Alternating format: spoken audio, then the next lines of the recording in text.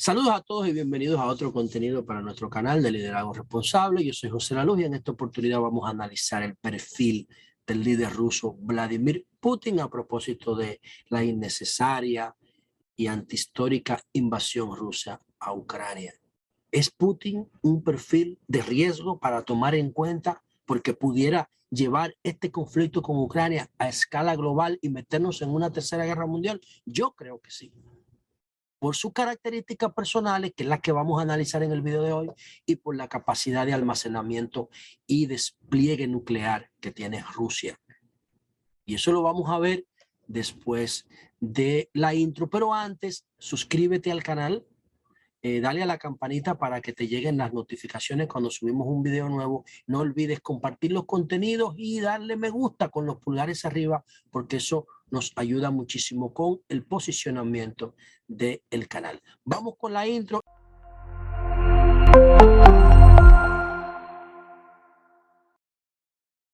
Bueno, después de la invasión a, a Ucrania por parte de Rusia, el mundo ha entrado en una amenaza real de Tercera Guerra Mundial. Real. La primera amenaza real de Tercera Guerra Mundial desde la Guerra Fría que terminó hace 32 años. Nunca habíamos tenido. Ahora tenemos una amenaza real y vamos a decir por qué. Entre otras cosas, el conflicto se debe fundamentalmente a varios argumentos, pero el principal argumento es el comportamiento geopolítico que han tenido tanto la OTAN como Rusia. El comportamiento geopolítico significa, para los que no tienen mucha conocimiento del tema, es que el control de territorio. Controlar territorio en vez de conectar territorio como pretende la globalización. La geopolítica es la antítesis, lo contrario a la globalización, que quiere que se eliminen las fronteras y que todos los seres humanos nos conectemos, nos comuniquemos y caminemos por el mundo entero como una sola población mundial. Mientras menos fronteras, mejor. Mientras menos muros, mejor. Mientras más puentes, mejor. Mientras más redes, mejor. La Internet es una red. Por eso se llama web, que significa red. Y esa es la pretensión de los que, como yo, creemos en la globalización. Los que creen en la geopolítica, que creen en el control del territorio para imponer sus intereses ahí. Bueno, entonces, la OTAN, que surge después de la Segunda Guerra Mundial, para defenderse de la Unión Soviética, que hizo el Pacto de Varsovia, después de la caída del muro de Berlín, que Rusia y la Unión Soviética ya no existían y que Rusia tenía un problema serio económico, institucional, etcétera, un desastre, que se convirtió en un país con problemas estructurales. Lo que hizo la OTAN fue que comenzó a expandirse hacia el este de Europa. La OTAN está conformada en principio, estuvo conformada por 10 países europeos y 28 países de Europa, ahora tiene, pero en principio eran 10, y 2 países de América, que son Estados Unidos y Canadá. Pero Estados Unidos es el líder de la OTAN. Entonces, en principio, eran 12 miembros fundadores, como les dije, 10 europeos y 2 norteamericanos, pero después, cuando terminó la Guerra Fría en 1990, que se cayó el muro de Berlín, la OTAN empezó a agregar países europeos. Rusia también pertenece a Europa, pero no a la OTAN. Entonces, ahí estaba Grecia, que fue la primera, estuvo Turquía, que es aliada de Putin, Turquía, pero pertenece a la OTAN. Después vino Alemania, después vino España, y entonces después vino el problema, porque empezaron a incorporar países que pertenecían a la Unión Soviética, como Polonia, como Hungría, como la República Checa, y como Estonia, como Letonia, como Lituania, como Rumanía, como Eslovaquia, como Eslovenia, como Bulgaria. Y esos países que estaban bajo influencia de la OTAN, Rusia entendió que lo estaban cercando a ellos. Y las últimas pretensiones de la OTAN es agregar a Ucrania. Ucrania hace frontera con Rusia, pero también con Polonia. Y entonces Putin cree que si Ucrania entra a la OTAN, la OTAN va a poner armas ahí nucleares. Lo mismo pasaría con Finlandia y con Suecia. que han manifestado su interés de pertenecer a la OTAN, pero que también tienen puntos fronterizos con Rusia. Y Rusia dice que eso va a traer problemas. ¿Por qué? Porque Rusia dice que en su frontera no le pueden poner, no puede tener, la OTAN no puede tener presencia, que esos países tienen que ser neutrales. El problema es que siendo neutrales, él abusa de ellos, como hizo con Ucrania, argumentando que Ucrania dice que está persiguiendo a los rusos. Todos son rusos. Los ucranianos y los rusos son rusos. De hecho, antes Ucrania se llamaba Rusia-Ucra, una cosa así, o Rusa-Kiev. Antes era que se llamaba Ucrania, Rusia-Kiev. Entonces todos son rusos, son hermanos matándose. ¿Por qué? Por un concepto geopolítico de la historia, lamentablemente, peleando por un pedazo de tierra. Ahora, ¿hasta dónde esto puede desencadenar una tercera guerra mundial como la desencadenó la figura de Hitler en la década del 30 o como la desencadenó la crisis europea de 1914? ¿Hasta dónde pudiera esto desembocar en una tercera guerra mundial? Bueno, yo creo que nosotros tenemos que estudiar, analizar el perfil de Vladimir Putin y la cultura rusa, porque Rusia tiene las condiciones para crear un problema mundial.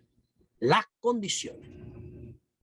Tiene las condiciones locales y tiene aliados potenciales, como en el caso de China, que sería su principal aliado potencial. El resto del mundo está en contra de Rusia, salvo China, pero que China equivale a ¿cuántos países juntos? Tiene dinero para aguantar una guerra, tiene tecnología fina, tecnología de punta, porque Rusia tiene tecnología ordinaria, tiene tecnología nuclear táctica, nuclear estratégica y tiene tecnología ordinaria de guerra, tiene mucha artillería, tiene una buena flota, tiene muchos equipos pesados, tiene muchos bombarderos, pero no tiene tecnología fina, como sí lo tiene China, que no tiene mucha capacidad nuclear, pero tiene una acumulación de conocimiento militar tecnológico que solamente Estados Unidos le puede llegar, porque se ha dedicado a eso.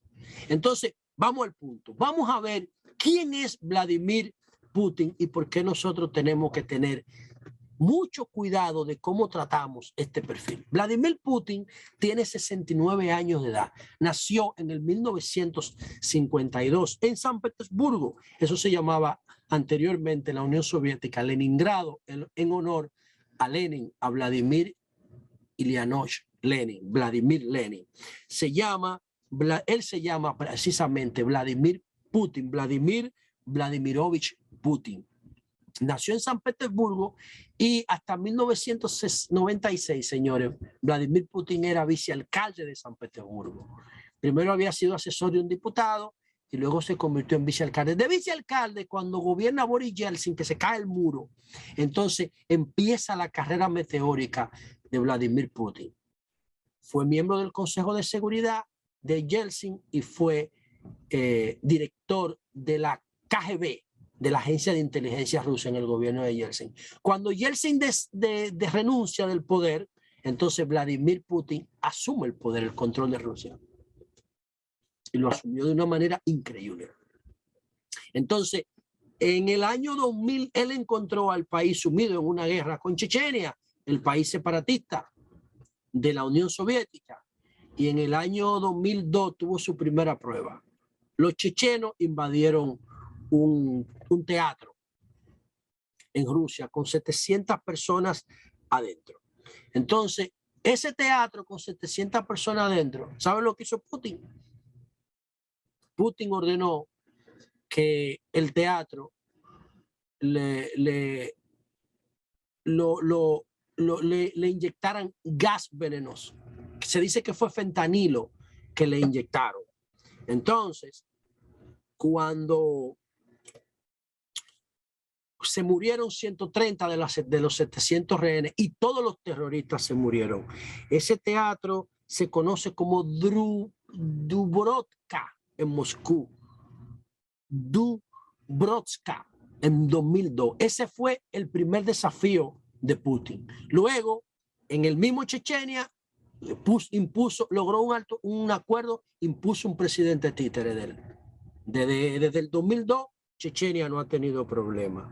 Entonces, después de eso, entonces, vino el tema, eso fue en el 2005, en el 2002, en el 2005 impuso el presidente de Chechenia. En el 2008 invadió Georgia para proteger a los países independentistas del país de Georgia, que pertenecía a la URSS también, los territorios de Osetia del Sur y Abjasia en Georgia en el 2008. En el 2014 invadió Ucrania y se cogió la provincia de Crimea. En el 2015 invadió Siria en alianza con el presidente sirio Bashar al-Assad, enfrentando al grupo islámico de el ISIS, el Estado Islámico. En el 2015 es la única confrontación que Putin ha tenido fuera de los territorios de la antigua Unión Soviética. La invasión a Siria en apoyo al presidente Bashar al-Assad para enfrentar al ISIS, al Estado Islámico, y lo logró. Y ahí se produjo ya un alto al fuego y entonces él ayudó a Bashar al-Assad y esa ha sido su única incursión fuera de los territorios de la URSS. Pero ¿qué significa lo que le estoy diciendo? Que Putin nunca ha perdido una guerra. Nunca la ha perdido. Nunca. Entonces, ese comportamiento de Putin, anótenlo ahí, ese récord invicto, porque eso puede ser factor en el tema de Crimea. Entonces, ya dijimos eso de Putin. Ahora, la carrera política. Putin llega al poder después de la renuncia de Yeltsin, gana las elecciones en el año 99, creo que fue que ganó las elecciones, y entonces se queda hasta el 2008. Ahí le entrega el poder al primer ministro de él, a Dmitry Medvedev, quien se lo devuelve 4 años después. Y Putin, desde 1999 está gobernando hasta el 2022, ya tiene 23 años. Pero hizo una reforma el año pasado para quedarse hasta el 2036. Oigan lo que yo estoy diciendo. Entonces, ese tipo gobernaría 36 años de, si no se muere, porque tiene 70 años, ¿no? Pero él tiene pensado gobernar 47 años. O sea, es un caudillo. Es un caudillo que piensa que nadie más tiene derecho, solo él. Anoten ese otro elemento ahí para el análisis del perfil de Putin, porque lo que yo quiero es que configuremos un perfil del tipo para saber si el tipo es peligroso de verdad. Él pretende quedarse en el poder 47 años. 47 años. Del 99 al 2036, con los 4 años de Dmitry Medvedev, el títere de él. Que lo pone y lo quita. Como hacía Trujillo aquí con los presidentes títeres, con Peinado, con su hermano, con Balaguer. Eso mismo hace Putin en Rusia. Lo hizo con Medvedev, pero ya él no necesita hacerlo porque logró con una reforma. En esa reforma, Putin es presidente del partido Rusia Unido, un partido conservador de derecha, conservador. Él no siguió con el Partido Comunista, él renegó de eso.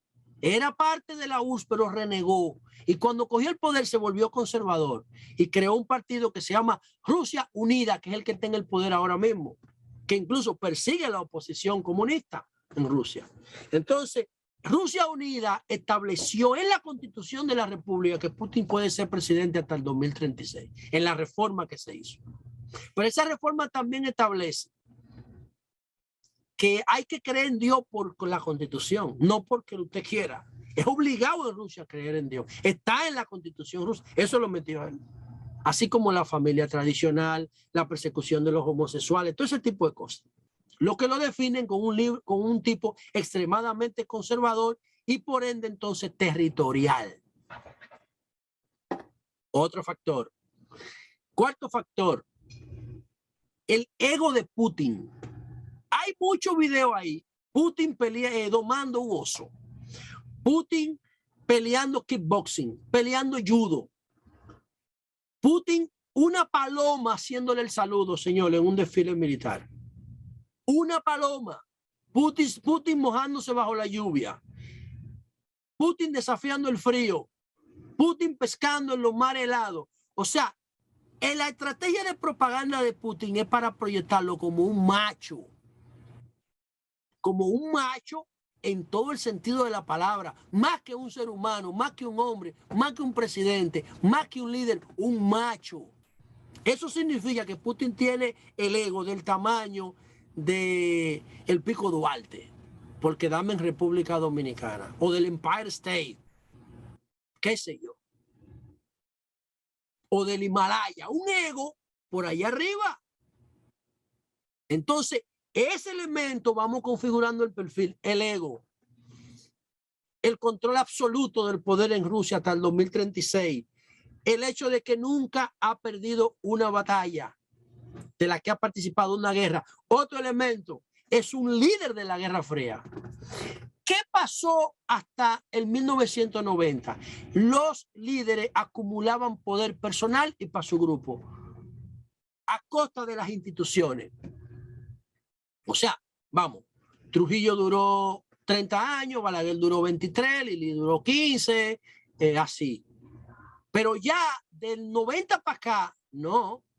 Los líderes cada 4 años tenían que ir a un proceso transparente. Como Leonel ganó sus 3 elecciones, sus 2 en primera vuelta y una en segunda vuelta.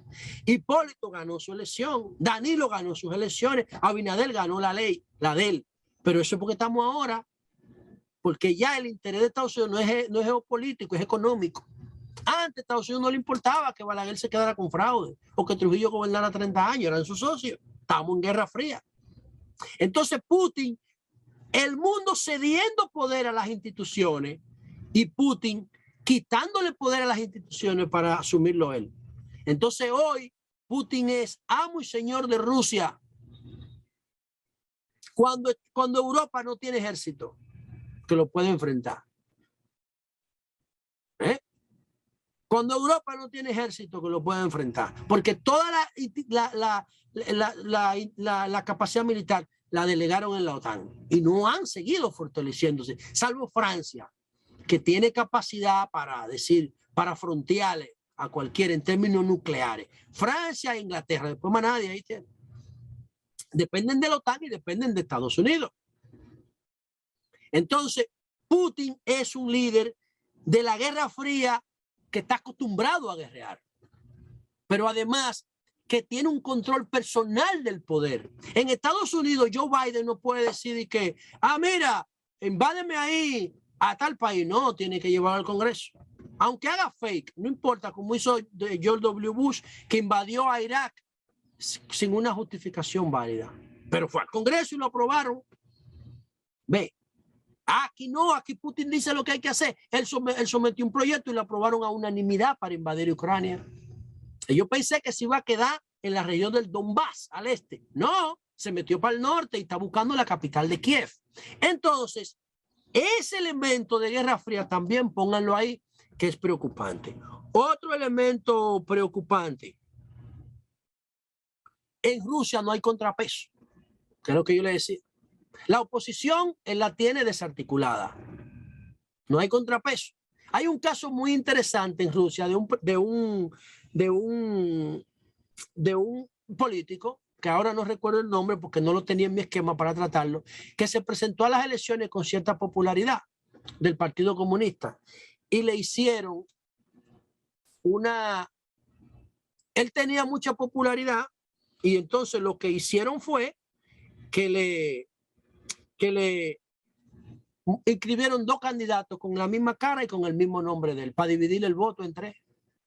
Oigan cómo es la institucionalidad de Rusia.